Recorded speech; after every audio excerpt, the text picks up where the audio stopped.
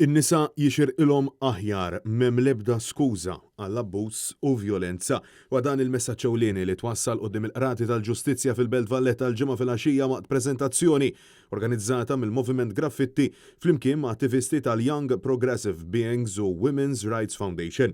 Matul din il-preżentazzjoni l-attivisti libsu maskri miksija b'dak li huwa simbolu ta' dem filwaqt li waslu messaġġ blajda ta' l-istupratur u għend. Dan kif huma spjegaw illi f'konklużjonijiet ta' rapport maħruġ mill-Kunsill tal-Ewropa akkuża lill-awtoritajiet Maltin fosthom il-ġudikatura u l-pulizija għall-insensittività tagħhom lejn in-nisa u għal każijiet ta' abbuż domestiku sesswali.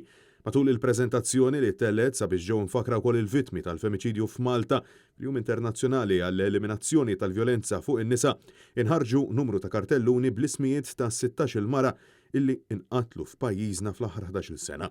Ma saħqu li l-istituzzjonijiet huma ħatja għaliex mhux jitrattaw il-vjolenza fuq in-nisa bl-urġenza li hemm bżonn tiġi indirizzata. Ta' filwaqt li insistew illi l-infurzar tal-liġi f'dawn il-każi għandha tkun waħda ta' tolleranza żero mhux l-istituzzjonijiet ġudizzjarji jagħmluha diffiċli għan-nisa sabiex isibu appoġġ.